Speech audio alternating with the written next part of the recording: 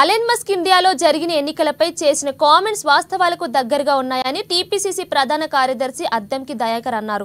కేంద్ర ప్రభుత్వానికి ఏ మాత్రం చిత్తశుద్ధి ఉన్నా ఎలక్షన్ కమిషన్ ఆఫ్ ఇండియా పనితీరుపై ఒక జాయింట్ పార్లమెంటరీ కమిటీని గాని లేదంటే సుప్రీంకోర్టు చీఫ్ జస్టిస్ నేతృత్వంలో ఒక ఉన్నత స్థాయి ఎంక్వైరీకి జరిపితే వాస్తవాలు బయటికి వస్తాయన్నారు.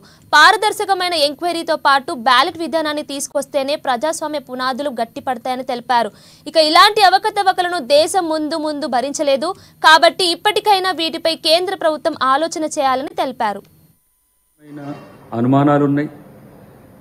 టెక్నాలజీ మార్పు వల్ల ఈవీఎంలు ఈరోజు హ్యాకింగ్కు, ట్యాంపరింగ్కు, మేనేజ్మెంట్కు కూడా అవకాశం కల్పించే పరిస్థితి వచ్చింది. కాబట్టి ఇది భారతదేశ ప్రజాస్వామ్యం యొక్క స్వరూపాన్ని మార్చే స్థితి ఉన్నది.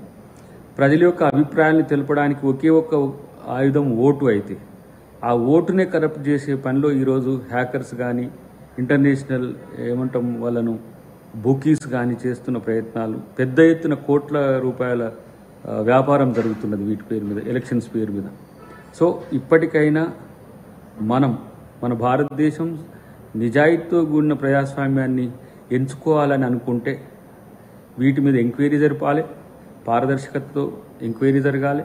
అటు తర్వాత ఈ దేశంలో బ్యాలెట్ సిస్టమ్ను తీసుకొస్తేనే ప్రజాస్వామ్య పునాదులు గట్టిపడతాయి తప్పితే ఇలాంటి అవకతవకల వల్ల వచ్చే నష్టాన్ని దేశం భరించడం భవిష్యత్తులో కష్టమవుతుంది. ఒక రకంగా ఐకానిక్ పాలిటిక్స్కు, రాజరికానికి, లేదంటే ఒక సెంట్రిక్ పాలిటిక్స్కు,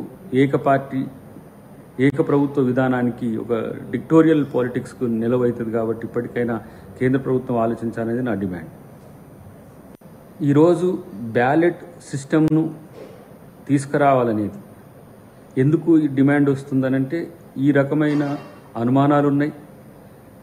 టెక్నాలజీ మార్పు వల్ల ఈవీఎంలు ఈరోజు హ్యాకింగ్కు, ట్యాంపరింగ్కు, మేనేజ్మెంట్కు కూడా అవకాశం కల్పించే పరిస్థితి వచ్చింది. కాబట్టి ఇది భారత్